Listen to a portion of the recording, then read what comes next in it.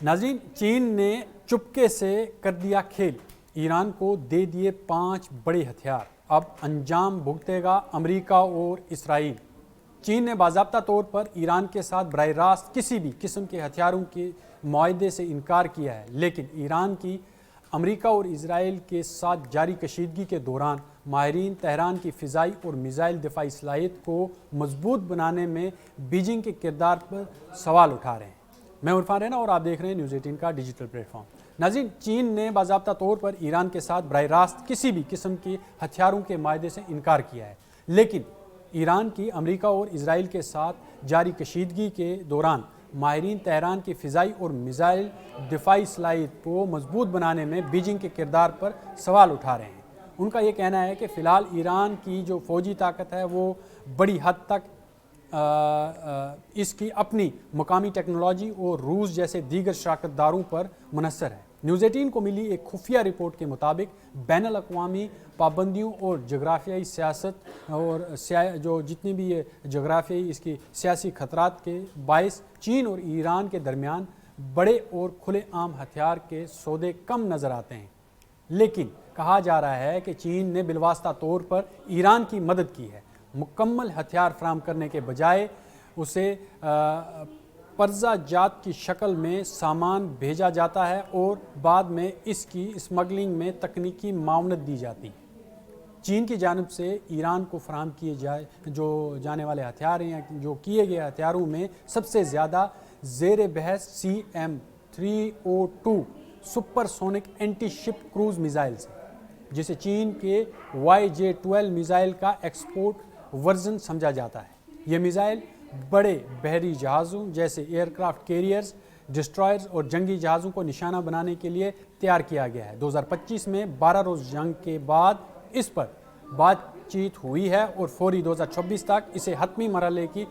قربت بتایا جا رہا ہے، یعنی کہ یہ حتمی مرحلے کے قریب بتایا جا رہا ہے۔ اس کی مار تقریباً 2090 سے 460 کلومیٹر تک ہے اور اس میں 500 کلوگرام تک وار ہیڈ نصب کیا جا سکتا ہے۔ یہ سمندر کی سطح کے قریب پرواز کرتا ہے، جس کی وجہ سے اسے پکڑنا مشکل ہو جاتا ہے، اور اگر یہ نظام ایران کو ملتا ہے تو خلیج فارس اور آبنائے ہرمز میں امریکی بحریہ کے لیے خطرات بڑھ سکتے ہیں۔ اگرچہ چین نے اس معاہدے کی تکمیل سے انکار کیا ہے، لیکن اس کے علاوہ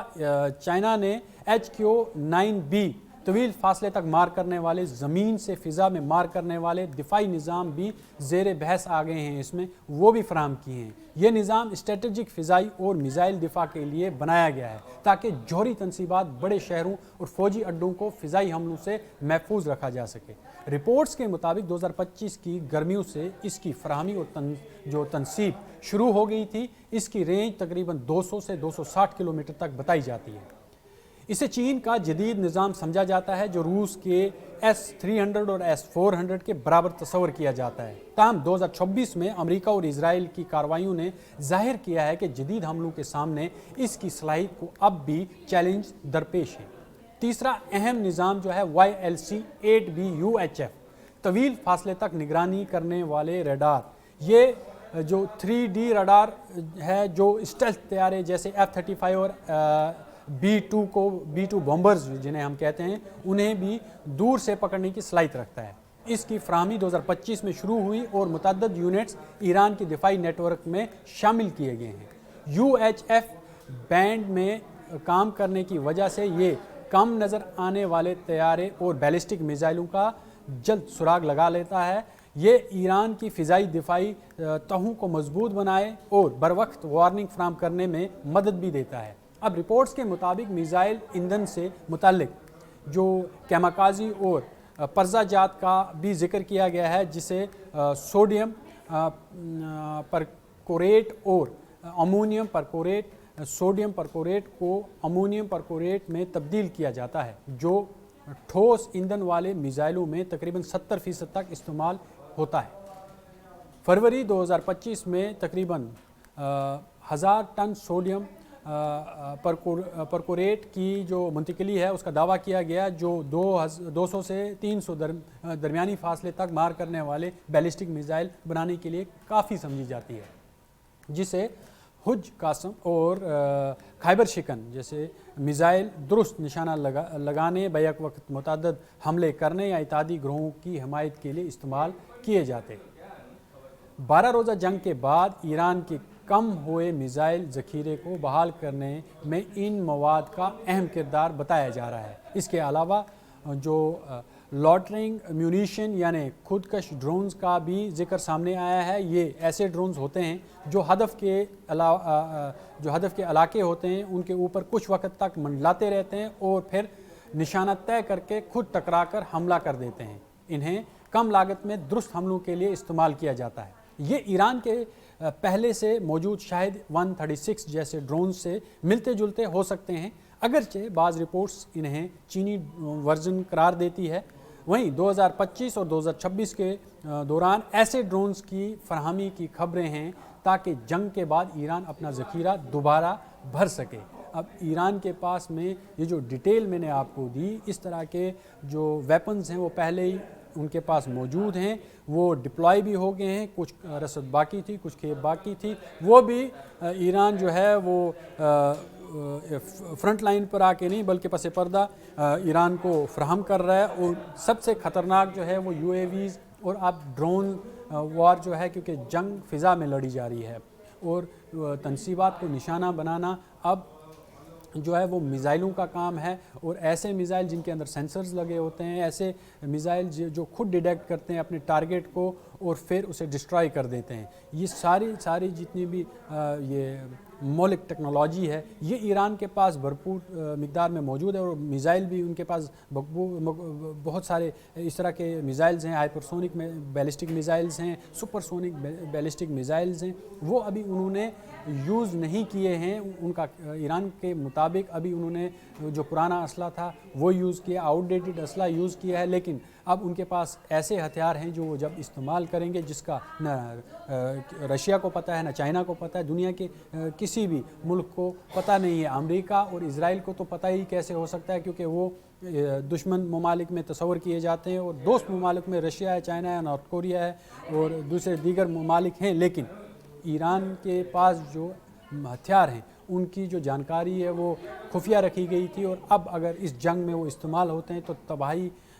بہت بڑی ہو سکتی ہے، اور مشرق وسطیٰ اس وقت آگ میں جھلس رہا ہے۔ دیکھنا ہے کہ یہ جنگ کتنی لمبی چلتی ہے، کتنی دور تک چلتی ہے، کتنی دیر تک چلتی ہے۔ ایران نے پہلے ہی واضح کر دیا ہے کہ ہم اب اس جنگ کو بالکل بھی نہیں روکیں گے، اب یہ جہاں تک بھی پھیلتی ہے، کیونکہ ہم نے